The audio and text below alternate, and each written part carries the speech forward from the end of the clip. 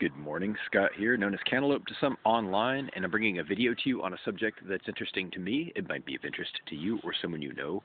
And I want to explore the idea that human males, have an instinct to recognize sexual readiness in females. However, that instinct is eroded many times by various things, and I want to go over some of those things in this video.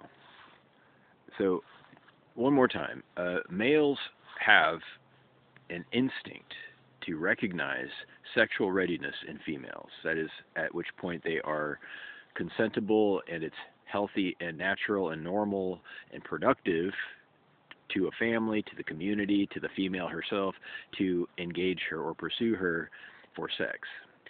And I believe, left to our own devices, speaking as a male, this instinct is powerful enough to protect the female, but what we see commonly in, modern society is the erosion of this instinct. So we end up with an atmosphere of predatory behavior, people who are confused about it, people who are obviously victims of sexual abuse, people who aren't ready, who end up getting roped into sex or sexual situations that they should never be in, and it has created such a huge, profound problem for our society that it's become circular. And I want to talk about the specific things that erode the instinct that should be in place for everybody.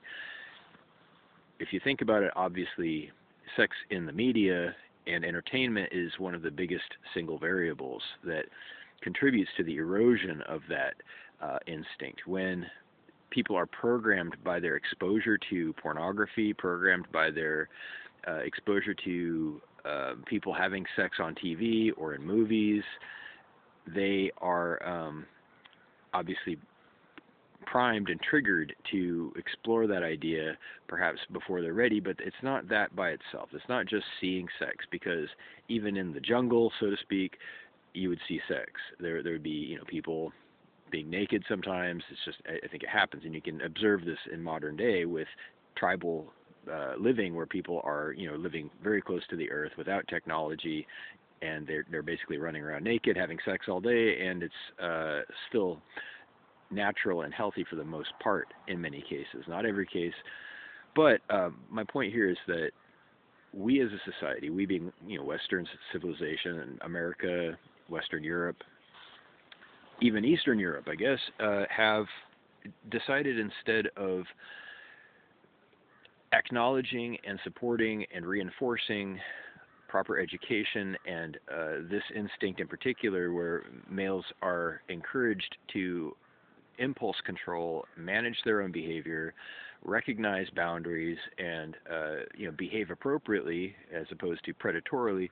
Instead of these things, we have decided to abandon pursuit of independent autonomy in exchange for rules, regulations, threats, scare tactics, and an expectation that hard ages, etc., are the best case or the best alternative, the best substitute for people actually just managing their behavior. So you end up with a problem. It's the same problem, in fact, when you have unilateral rules for any particular problem.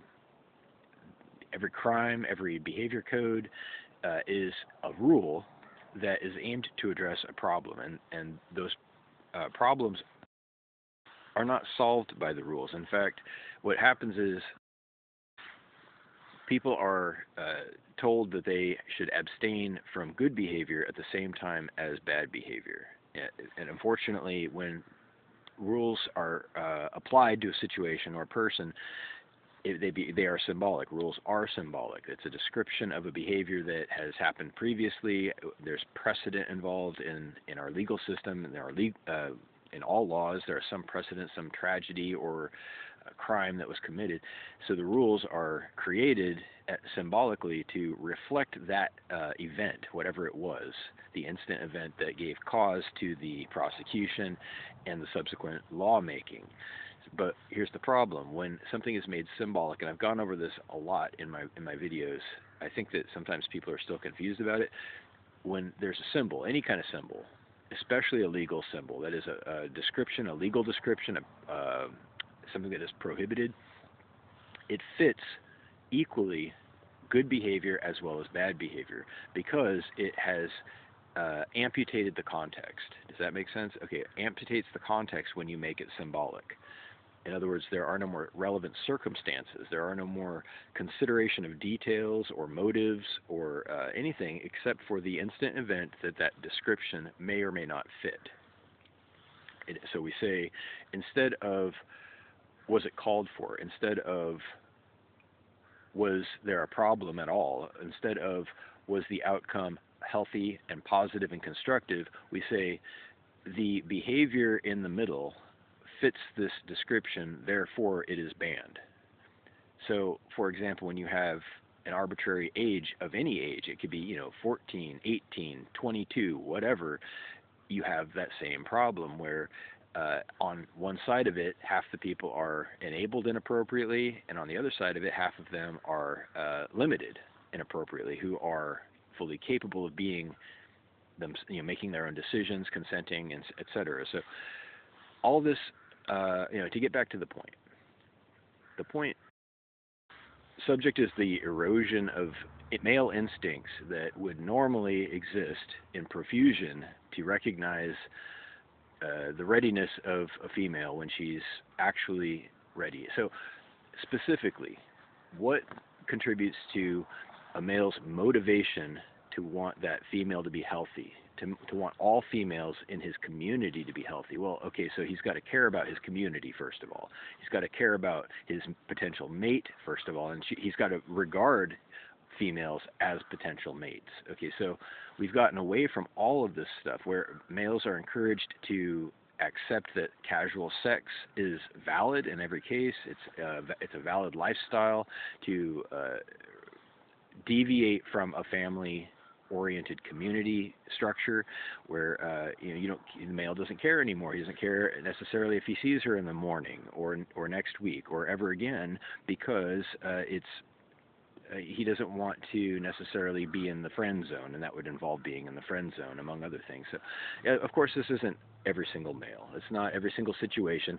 There are still a lot of men who want to get married, a lot of men who recognize that an expectation of permanency and spending quality time together are the main things of being with women.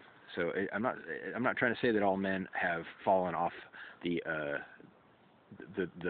wagon, if you will, but they are, most of them, unable or impaired, I should say, in terms of recognizing when their partners or their prospective mates are ready. So they have regulations, they have rules, they have the threat of punishment, which at best can only push them further away from autonomy. It really is that simple. There's a line between independent behavior and choice versus functioning as an extension of the system. Okay, when you become more of one, you become less of the other, and vice versa. So when you're told to behave a certain way, when you're told to follow instructions because you'll get in trouble if you don't, in response to problems, past problems and precedents that have created these laws and rules, then you are pushed. Every time you hear that, you are pushed away from autonomy, away from impulse control. Your recognition, your ability to recognize, your instinct to recognize those types of boundaries is replaced by fear of punishment.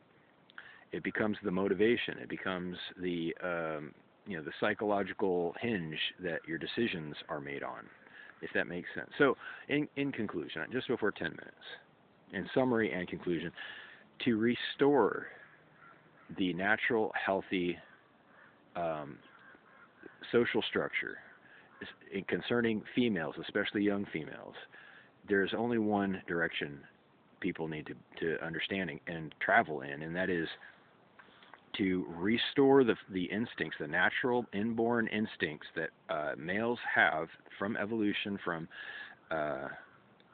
just being human, that respect and understand when their mates are not happy and healthy, that everybody suffers, that they themselves suffer, that the community suffers, and this is a thing. And you may not agree with it. You may say that it's too unwieldy, it's too complicated, it's too unenforceable, but these miss the point that whatever is causing the problem, whether it's just the media or bad education or capitalism, and that's also a variable, that the answer doesn't change. The erosion of that instinct is your problem. And the more you threaten people, the less instinct they have. They have less reason to rely on their own impulses. So the only answer to protect females is to get out of that vicious cycle. Get out of the vicious cycle by empowering people to think independently, to act independently, to have moral compasses, to recognize boundaries, to look at relationships as the only healthy option in terms of romance, and to live that way because it's in their own interest, not because they're going to get beat up or imprisoned if they don't, but because it makes their mate happy and healthy and they care about their mate. So first they have to care, and then they have to, everything else just falls into place. So the less we have that encourages healthy, loving behavior in a family-oriented sense, the worse things get for everybody. And it's cyclical. It continues and gets worse. It's a circular problem, as they say. Anyway, I'm at 12 minutes, and I've gone on and on. So hopefully all that makes sense. Reach out, if you like, with questions down below. Thank you.